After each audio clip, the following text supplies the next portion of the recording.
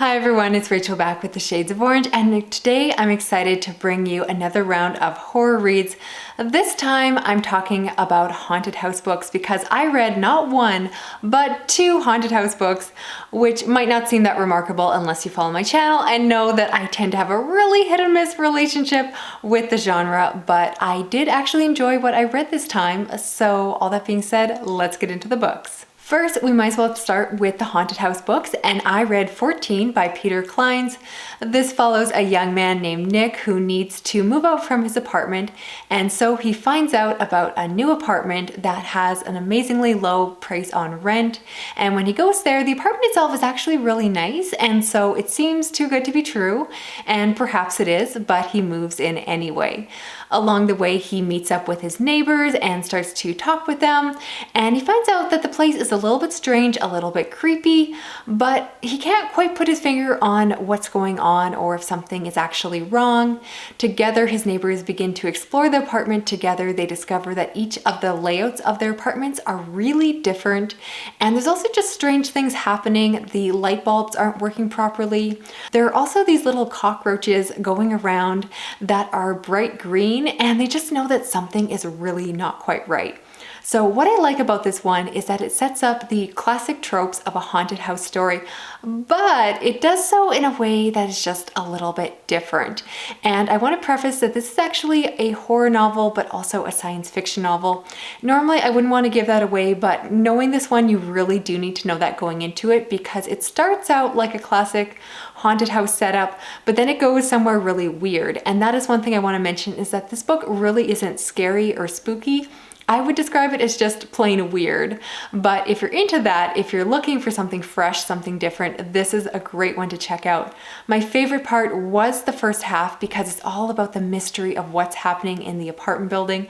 And I was just filled with suspense. I wanted to know, and I really enjoyed the characters going around and exploring that. The second half, I'll be honest, does require a fair amount of suspension of disbelief. It gets pretty out there, but once I bought into the idea of what was happening, I did really enjoy it, and it was a lot of fun, very entertaining, and it did get really fast-paced towards the end. Now, I do recommend trying the audiobook version if you're a fan of listening to your books, because the narrator, Ray Porter, did a fantastic job and definitely added to the reading experience. But again, I just had a lot of fun reading this one, and we'd love for more people to check it out.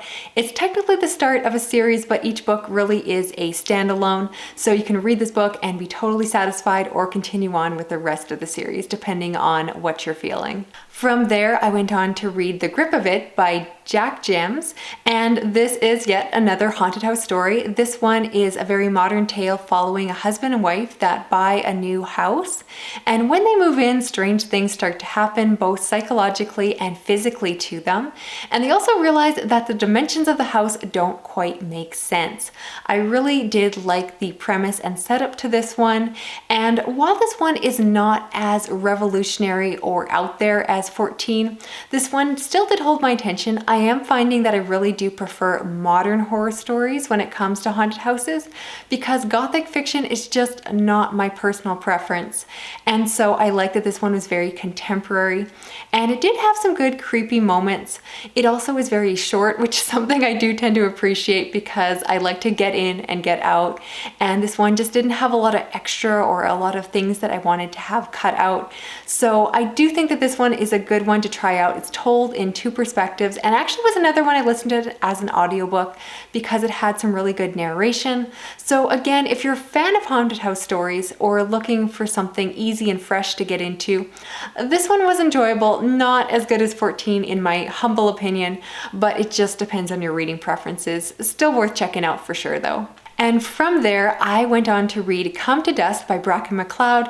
This follows a man who is taking care of his niece because his sister has run away and left her in his care. However, something terrible happens right at the beginning of the story, and this is not a spoiler, it's right on the back of the book.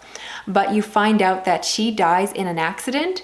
However, soon enough, again, not a spoiler, it's all on the back, I swear, you find out that children are beginning to rise again from the grave. Now, I love that premise. I'm not not always a fan of apocalyptic horror, but in this case it worked so well because it really wasn't about the larger story. It wasn't about this global event, but instead this was a very intimate story about an uncle and his niece. And while he is not her blood father, he really does take on that fatherly role, and I love their relationship. The love that he has for his child or his niece was so obvious, and it was such a driving force in the story, very relatable, especially to someone like myself who's a parent.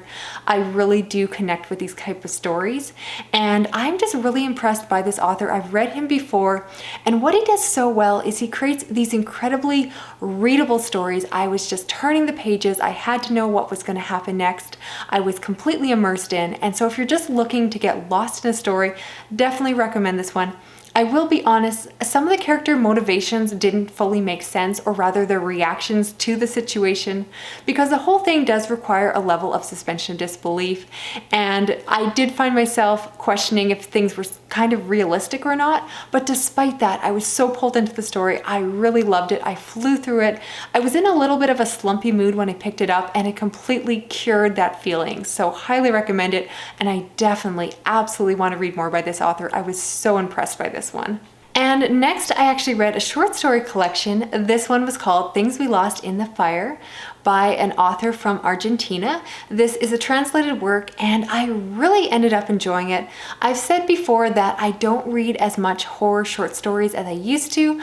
I just tend to be kind of burnt out on the format. I don't find it as exciting, and I just want longer stories.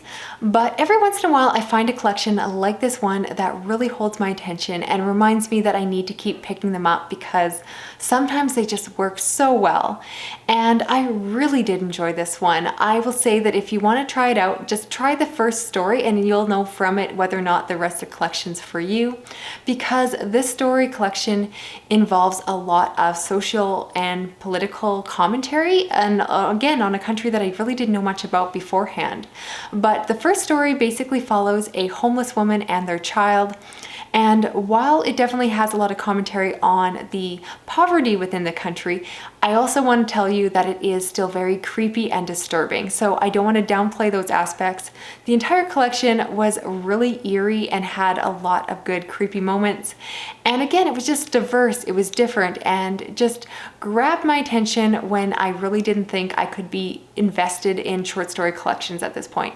So needless to say, do recommend it. If you're open to trying short stories, this is an excellent one to try out, and I would love more recommendations for other translated work that I should put on my own TBR. And finally, I read a graphic novel, and that was Someone is Killing the Children, Volume 1. And the premise of this is that it's set in a small town where there are woods nearby, and children, or rather teenagers, are going missing and possibly getting murdered off. The story is told from a couple perspectives, one being a boy that did survive, but his friends are all dead and he is dealing with that grief. And then he meets up with a woman who is basically a monster hunter, and she is out to find the creatures that are killing all the children.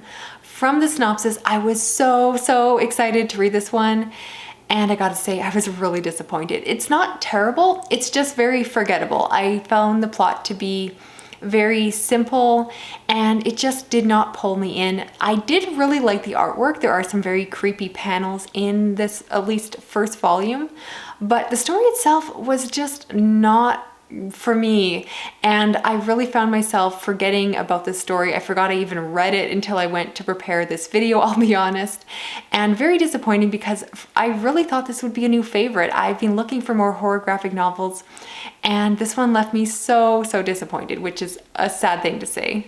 So that is it for this video. Thank you so much for watching. As always, let me know down below of the books I mentioned, which ones are you most excited to check out for yourself. And also, I would love to do another call out for underhyped haunted house stories, because as much as I seem to go on and on about how much I hate the subgenre, I keep reading it, and lately I've been enjoying what I'm reading, so maybe I need to change my tune, and I would love to try reading more stories, so please give me your recommendations. Otherwise, I would love for you to subscribe if you haven't already. I do read a lot of horror, thriller, science fiction, and fantasy.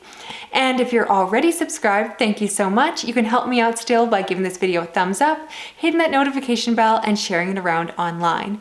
Otherwise, I will talk to you again soon. Okay, bye-bye.